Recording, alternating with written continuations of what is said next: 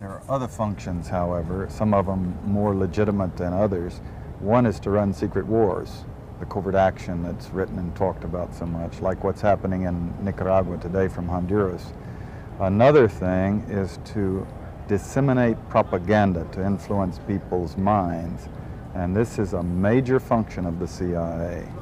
And unfortunately, of course, it overlaps into the gathering of information. You have contact with a journalist, you will give him true stories, you'll get information from him, you'll also give him false stories. But you do buy his confidence with true stories? You buy his confidence and set him up.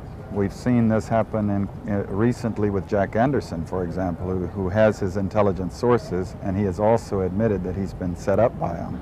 You know, every fifth story just simply being false. You also work on their human vulnerabilities to recruit them in a classic sense, to make them your agent so that you can control what they do, so you don't have to set them up sort of, you know, by putting one over on them. So you can say, here, plant this one next Tuesday. Can you do this with responsible reporters? Yes, the Church Committee brought it out in 1975, and then Woodward and Bernstein put an article in Rolling Stone a couple of years later. 400 journalists cooperating with the CIA, including some of the biggest names in the business, to consciously introduce the stories into the press. Well, give me a concrete example of how you use the press this way, how a false story is planted and how you got it published. Well, for example, in my war, the Angola War that I helped to manage, 1/3 of my staff was propaganda. Ironically, it's called covert action inside the CIA. Outside, that means the violent part. I had propagandists all over the world, principally in London, Kinshasa, and Zambia. We would take stories which we would write and put them in the Zambia Times, and then pull them out and send them to a journalist on our payroll in Europe.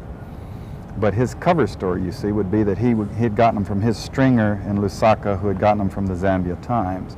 We had the complicity of the government of Zambia, Kenneth Kaunda, if you will, to put these false stories into his newspapers. But after that point, the journalists, Reuters and AFP, the management was not witting of it. Now, our contact man in Europe was, and we pumped just dozens of stories about Cuban atrocities, Cuban rapists. In one case, we had the Cuban rapists caught and tried by the Ovimbundu maidens who had been their victims, and then we ran photographs that made almost every newspaper in the country of the Cubans being executed by the Ovimbundu women who supposedly had been their victims. But these were fake photos? Oh, absolutely. We didn't know of one single atrocity committed by the Cubans. It was pure, raw, false propaganda to create an illusion of communists, you know, eating babies for breakfast and that sort of totally false propaganda.